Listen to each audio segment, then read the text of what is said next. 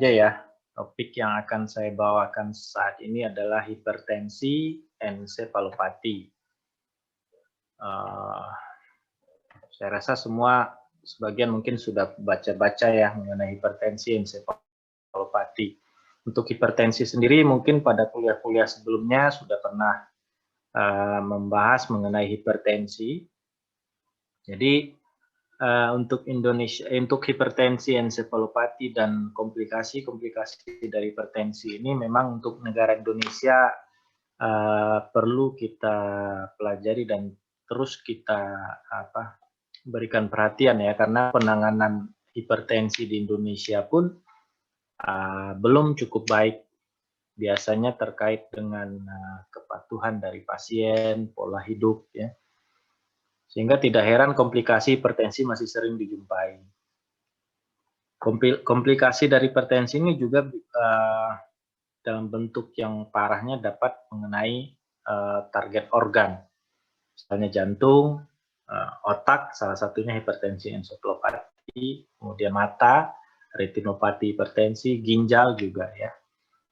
Komplikasi pada otak berupa ensefalopati hipertensi, bisa hipertensi maligna, bisa stroke non hemoragik maupun stroke hemoragik. Itu salah satu komplikasi pada otak. Nah, yang akan kita bahas adalah komplikasi pada otak, yaitu ensefalopati hipertensi. Nah, ini Oppenheimer dan Fishburne ini tahun 1928 inilah yang pertama kali menggambarkan mengenai hipertensi ensefalopati. Yaitu suatu keadaan yang menggambarkan perubahan dari ensepalon. Jadi adanya perubahan dari ensepalon yang didasarkan adanya peningkatan tekanan darah sehingga terjadi hipertensi vaskulopati. Artinya kegagalan fungsi vaskuler yang disebabkan oleh hipertensi yang akibatnya adalah edema dari intracerebral atau edema dari ensepalon. Jadi awalnya mereka mendefinisikan hipertensi ensefalopati seperti itu. Ini saya rasa kalian sudah tahu semua ya, menurut kriteria GNC7, kriteria hipertensi itu apa ya, dikatakan prehipertensi, batasannya apa, hipertensi stage 1, stage 2, bagaimana. Nah, perlu dibahas mengenai krisis hipertensi. Jadi krisis hipertensi itu adalah suatu kondisi peningkatan tekanan darah yang butuh perhatian yang lebih, sehingga dikatakan sebagai krisis hipertensi. Ada dua ya, yang pertama hipertensi emergensi atau darurat, ditandai dengan tekanan darah diastolik, biasanya lebih dari 120 diastolik ya. Kemudian disertai adanya kerusakan berat dari organ target. Keterlambatan pengobatan akan menyebabkan timbulnya sequel atau timbulnya gejala sisa yang menetap atau bisa kematian. Dan tekanan darah harus kita turunkan sampai batas tertentu dalam waktu beberapa jam. Jadi kalau emergensi hipertensi telah terjadinya kerusakan organ target. Sedangkan hipertensi urgensi, ya, salah satu bagian dari krisis hipertensi, di mana tekanan diastoliknya sama, lebih dari 120, tanpa kerusakan atau komplikasinya minimum dari organ target. Nah, untuk penurunan tekanan darah pada hipertensi urgensi diturunkan dalam 24 jam sampai batas yang aman. Jadi kalau hipertensi emergensi, kalau sudah terjadi kerusakan organ target, harus diturunkan dalam batas tertentu, waktunya beberapa jam, harus lebih cepat dibandingkan hipertensi urgensi. Istilah-istilah lain pada krisis hipertensi, misalnya hipertensi refraktor. Misalnya orang dengan hipertensi yang telah diberikan pengobatan, ya, tapi tekanan darahnya masih di atas 200 sampai 100 per 100 mm air raksa. Kemudian hipertensi akselerasi, kemudian hipertensi maligna. Maligna ini biasanya kondisi hipertensi akselerasi, ya. Disertai dengan kelainan funduskopi, misalnya papil edema, ya, serta adanya tanda-tanda peningkatan tekanan intrakranial, atau kerusakan vaskuler, atau gagal ginjal, atau kematian kalau tidak mendapatkan pengobatan. Nah, beda dengan ensefalopati hipertensi, terjadi kenaikan tekanan darah tiba-tiba disertai dengan keluhan neurologis yang sifatnya reversible. Ya. Jadi reversible itu artinya pada hipertensi ensefalopati kondisinya bisa kembali normal kalau tekanan darah kita turunkan.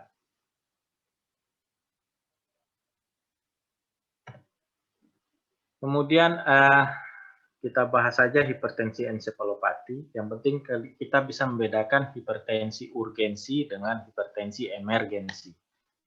Nah, hipertensi ensefalopati ini bagian dari hipertensi emergensi.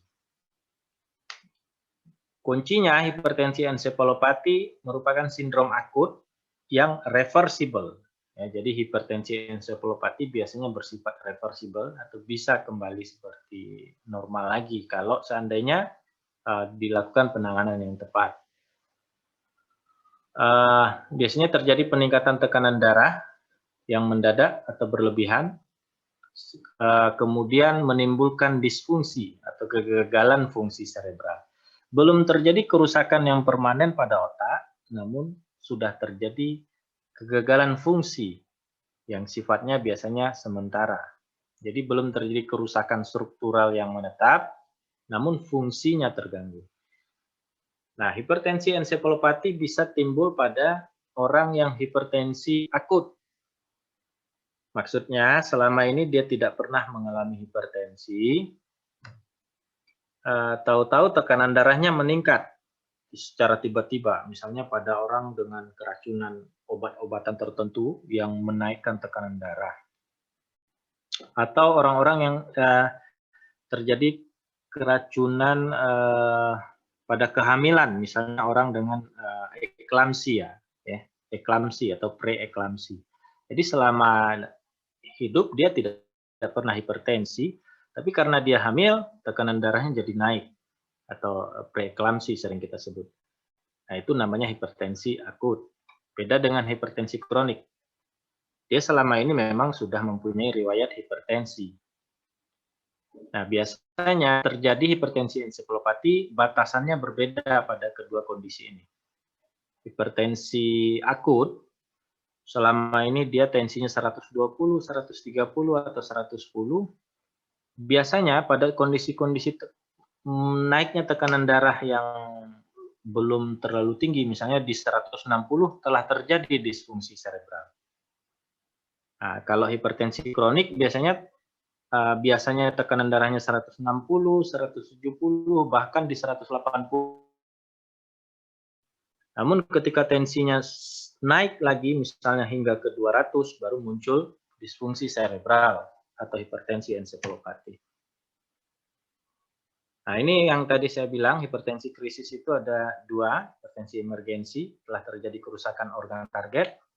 Kalau kena ginjal, terjadi gagal ginjal, kena paru-paru, edema paru, ya, kena otak, bisa hipertensi ensefalopati, bisa stroke, ya.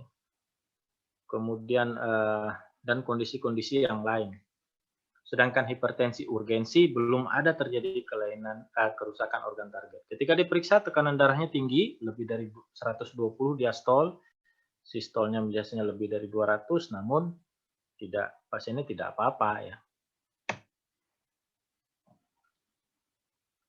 Nah, ini hipertensi ensefalopati yang tadi saya bilang, ya, bisa komplikasi dari beberapa penyakit. Misalnya penyakit gagal ginjal kronis. Orang gagal ginjal kronis biasanya tensinya naik. Atau stenosis arteri renal, glomerulonefritis akut, toksemia. Toksemia bisa obat-obatan, zat kimia, ataupun orang eklamsi, ya, dan lain-lain. Sedangkan ensefalopati hipertensi sendiri lebih banyaknya ditemukan pada orang dengan riwayat hipertensi esensial yang lama.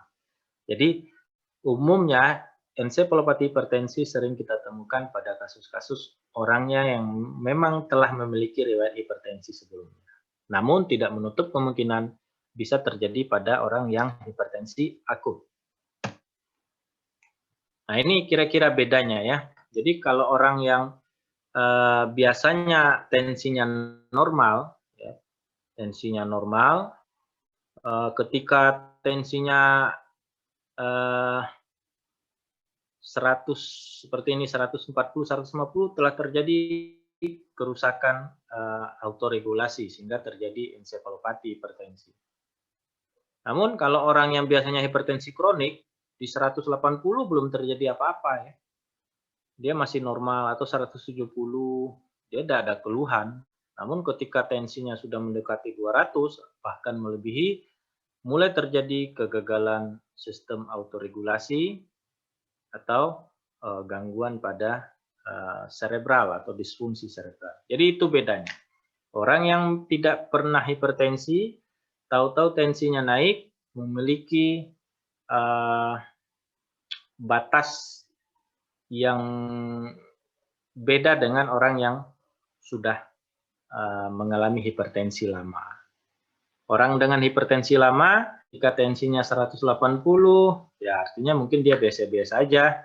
Tapi ketika lebih dari 180 baru muncul gangguan disfungsi cerebral. Pada orang yang hipertensi, selama ini tidak pernah hipertensi, di 160 dia sudah mulai terjadi gangguan disfungsi cerebral. Itu bedanya.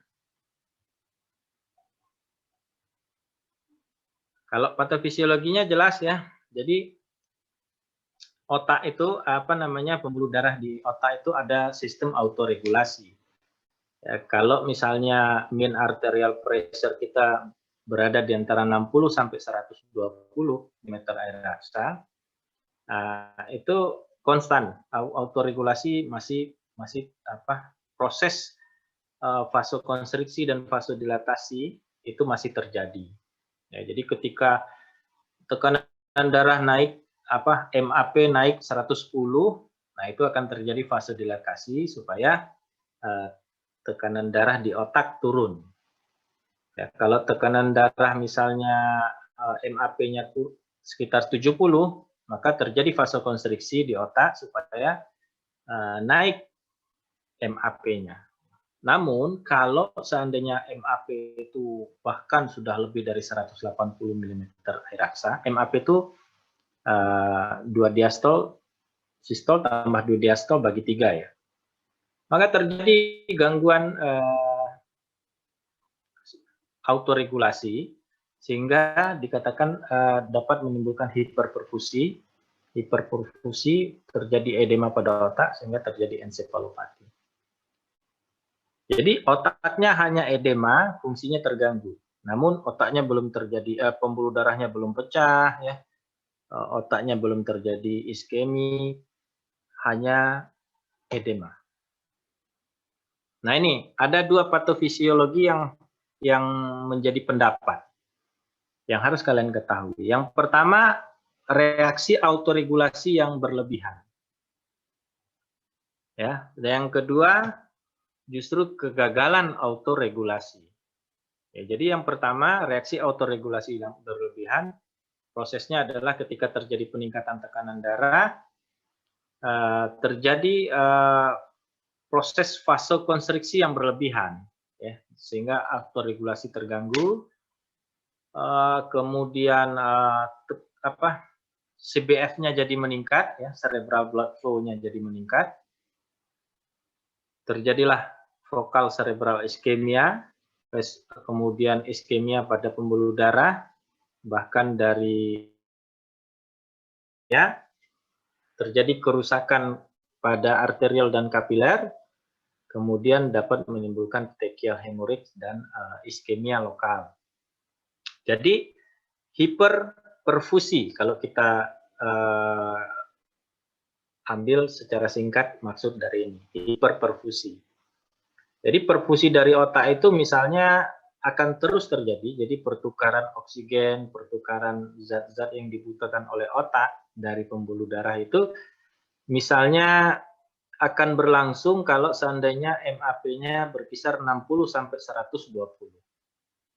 Namun pada kondisi hiperperfusi, ketika MAP-nya lebih dari 120, nah pertukaran perfusi antara vaskuler dengan otak terganggu. Ya, harusnya jadi oksigen dan makanan yang lewat di otak itu hanya lewat saja. Dia tidak sempat melakukan pertukaran sehingga terjadi iskemia. Iskemia pada jaringan otak maupun pada pembuluh darah. Kalau iskemia pada pembuluh darahnya rapuh, terjadi petechia hemorit. Iskemia pada otak tentu terjadi iskemia pada jaringan otaknya sendiri. Namun pendapat yang kedua dikatakan karena gagal autoregulasinya. Kalau yang tadi hiperperfusi. Kalau yang ini justru gagal melakukan autoregulasi. Jadi ketika terjadi peningkatan tekanan darah, proses autoregulasi gagal. Jadi proses vasodilatasi dan vasokonstriksinya gagal. Justru terjadi vasodilatasi yang berlebihan, permeabilitas endotel meningkat, melebar atau vasodilatasi, permeabilitasnya jadi meningkat. Tekanan hidrostatik jadi meningkat, ya. Terjadilah hipoperfusi. Kalau permeabilitas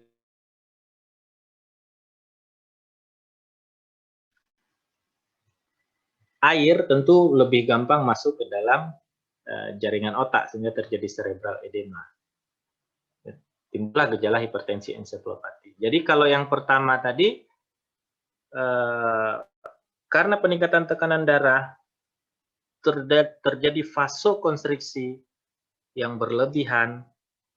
Vasokonstriksi yang berlebihan menimbulkan hiperperfusi, jadi perfusi yang berlebihan sehingga mengakibatkan kerusakan jaringan otak maupun kerusakan pembuluh darah di otak. Kalau yang kedua, peningkatan tekanan darah justru menimbulkan vasodilatasi yang berlebihan. Vasodilatasi yang berlebihan mengakibatkan hipoperfusi, jadi perfusi yang kurang baik, terjadi cerebral edema, dan terjadilah hipertensi ensefalopati.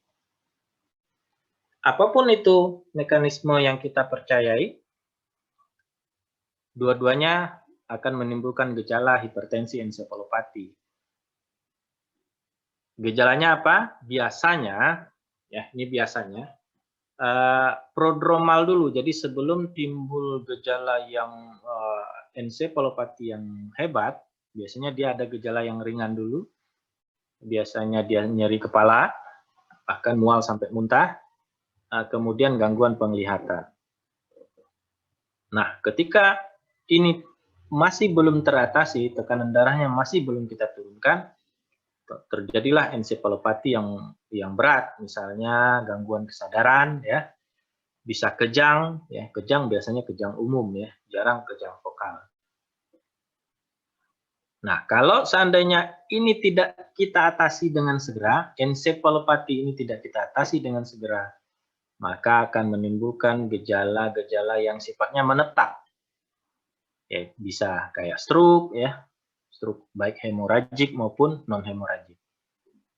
Muncullah gejala hemiparese, gangguan berbicara, kemudian kontrol gerakan bola mata. Jadi kalau 1 dan 2 ini merupakan gejala ensefalopati hipertensi. Sakit kepala, mual, muntah, gangguan penglihatan, gangguan kesadaran, kejang. Namun kalau 3, 4, 5 ini biasanya 3, 4 ini biasanya yang ketiga ini biasanya kita temukan kalau hipertensi ensefalopati tidak diatasi, timbullah gejala yang menetap seperti stroke. Pemeriksaan biasanya pada fundoskopi, ya, pada hipertensi akut biasanya normal. Jadi funduskopinya normal biasanya. Tidak perlu dilakukan lumbal fungsi.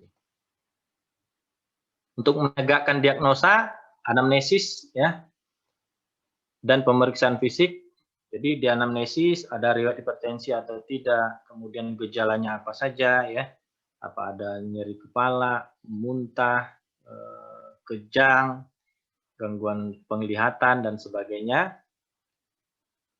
Kemudian adakah kerusakan organ target, terutama organ target di otak, gejalanya yang tadi, penurunan kesadaran, kejang. Kemudian boleh kita lakukan funduskopi, ada tidak papil edema ya, papil edema berarti sudah terjadi peningkatan tekanan intrakranial. Kemudian dinilai kardiovaskular, urinalisa untuk menilai, untuk mencari penyebabnya biasanya apakah ada gangguan ginjal dan sebagainya. Kemudian perlu dilakukan pemeriksaan CT scan untuk membedakan apakah ini masih ensefalopati hipertensi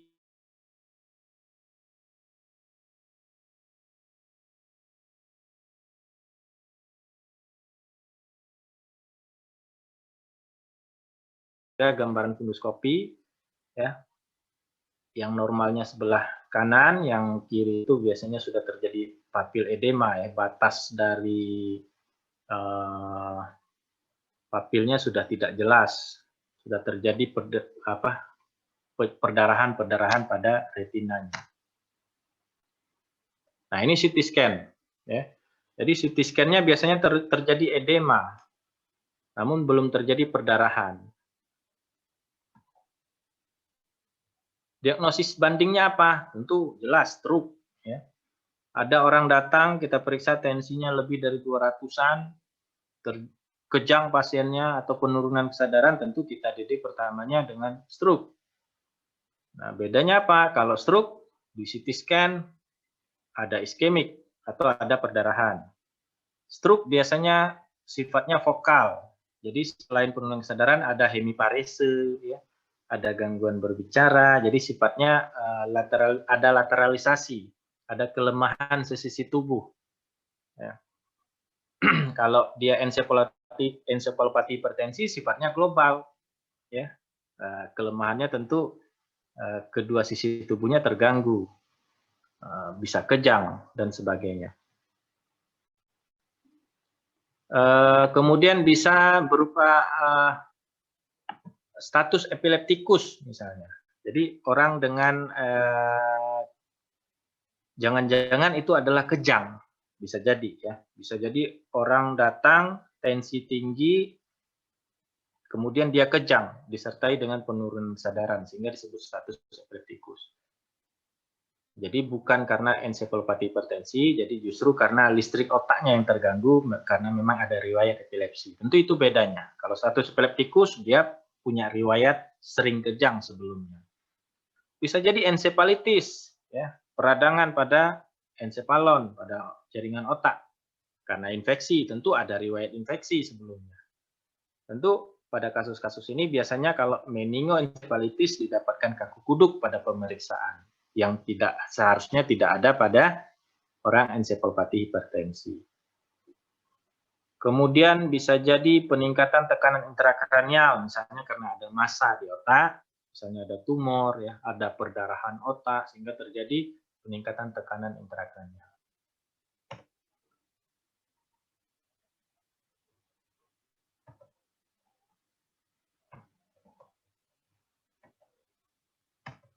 Oke, tata laksana jelas tadi dikatakan kalau hipertensi ensefalopati harus diturunkan secepatnya dalam waktu hitungan jam. Ya. Tentu untuk menurunkan tekanan darah yang cepat kita perlu antihipertensi yang intravena atau parenteral dibandingkan antihipertensi oral. Ya, jadi kalau terjadi hipertensi ensefalopati, seandainya ada dua pilihan, ada parenteral, ada oral, maka tentu kita lebih mengutamakan intravena atau parenteral. Ya. Karena apa? Karena kerjanya cepat. Kemudian karena dia intravena, kita bisa mengontrol kalau terjadi penurunan tekanan darah yang berlebihan, kita stop saja. Gitu ya. Beda dengan oral. Kalau oral sudah diberikan di dalam mulut, Kita tidak bisa menghentikan. Kemudian kita tanggulangi ada kelainan organ target, misalnya dekompensasi jantung, atau pasiennya kejang misalnya, tentu kita berikan obat kejang ya. Kalau pasiennya nyeri kepala, muntah, tentu kita berikan obat-obat yang dapat mengatasi gejala tersebut. Kemudian kita tanggulangi etiologi hipertensi.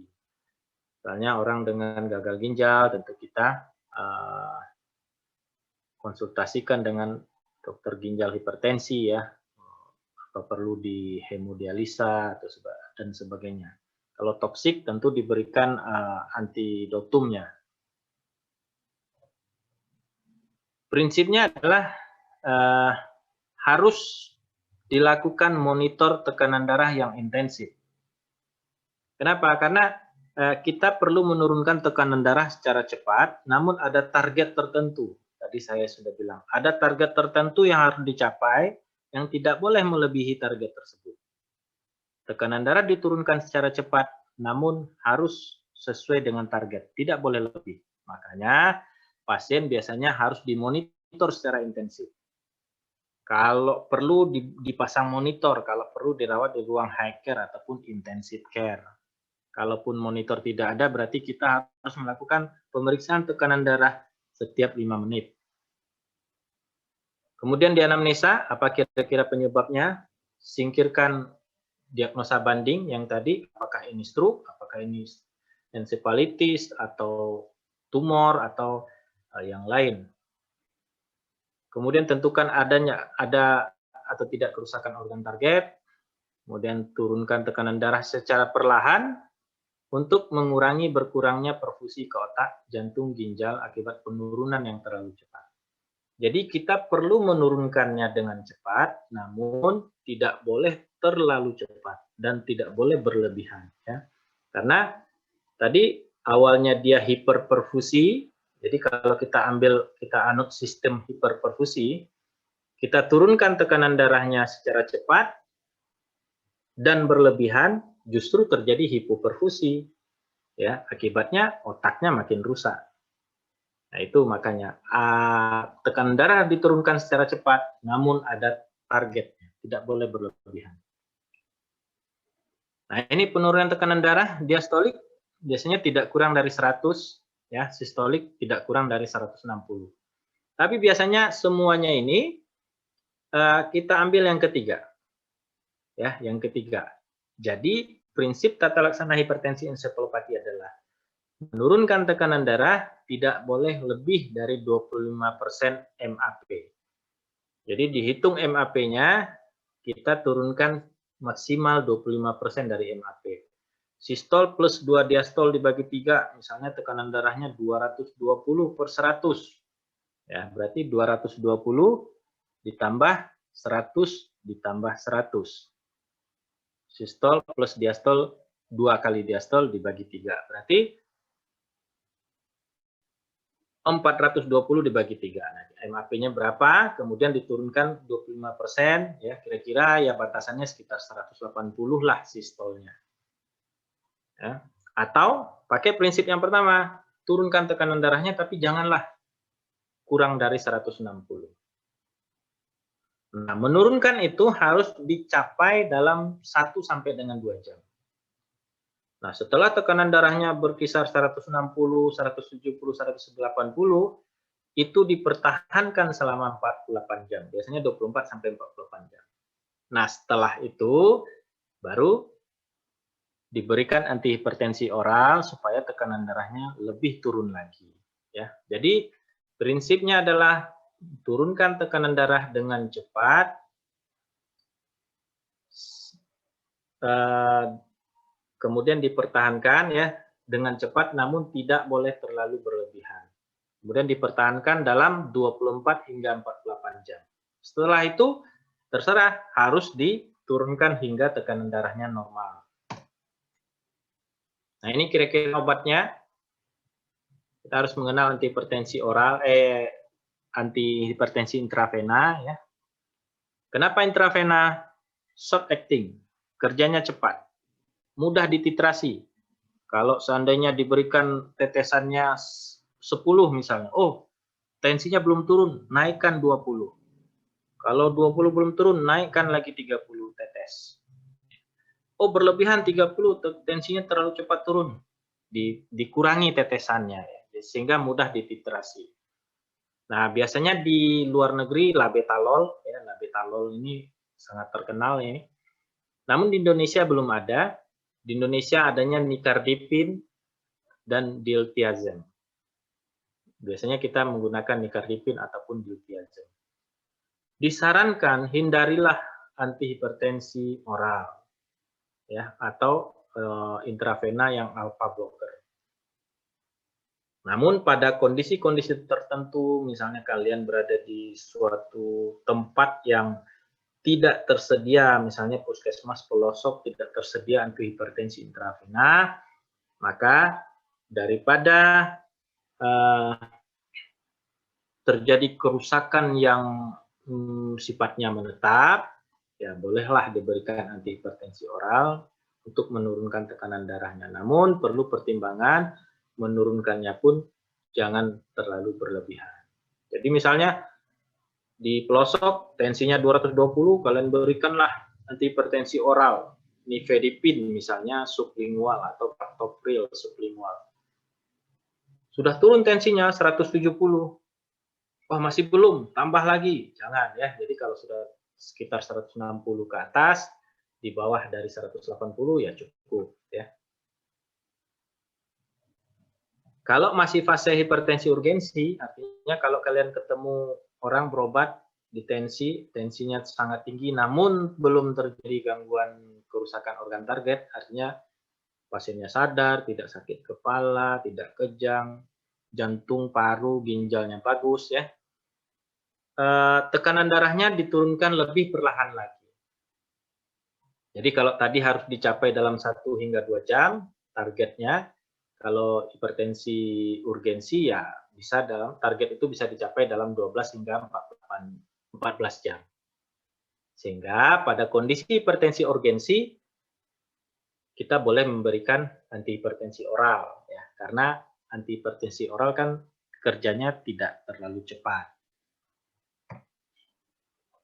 Nah, ini kira-kira obat antihipertensi dan dosisnya ya.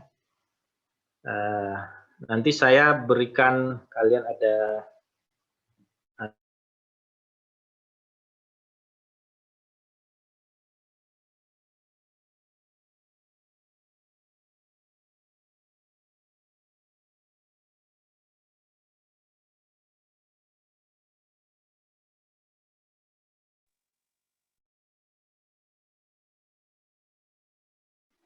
terputus ya. Iya dok, putus ini sinyalnya dok ini dok. Oh, Memang seluruh cahaya dok itu dari tadi. sampai di mana tadi? Kalau tidak salah tadi dokter mau kirimin apa gitu dok? Oke ya. Intinya ya nanti saya kirim bentuk Word-nya ya, ringkasan dari apa yang saya berikan. Karena kalau bentuk kayak gini kalian susah lah ngapalnya ya. Oke.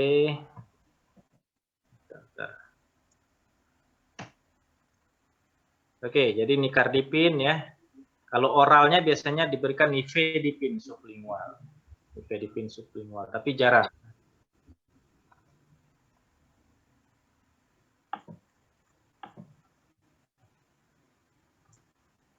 Kemudian ingat ya, dalam menangani pasien hipertensi encephalopati harus dilakukan pemantauan yang ketat ya, dipantau hati-hati. Jangan terlalu cepat turunnya, jangan berlebihan turunnya, jangan melebihi target. Ya, hati-hati, kadang-kadang pemberian intravena sering dialami ya. Turunkan tensinya target 170. Nah, mulailah presiden memberikan nicardipin intravena ya, di drip, tahu-tahu ditinggal tidur, pagi-pagi tensi pasiennya 70. Pasiennya udah koma. Ya, hati-hati ya, harus dipantau secara Apa prognosis dari ensefalopati hipertensi? Karena pengertian hipertensi ensefalopati itu sifatnya reversible, kalau kita kenali dengan cepat, tangani dengan cepat dan benar, maka prognosisnya jelas baik. Namun, kalau penanganan kita kurang bagus, ya misalnya terlambat menurunkan tensi atau berlebihan dalam menurunkan tekanan darah, maka prognosisnya tentu akan jelek. Oke, terima kasih. Ada pertanyaan?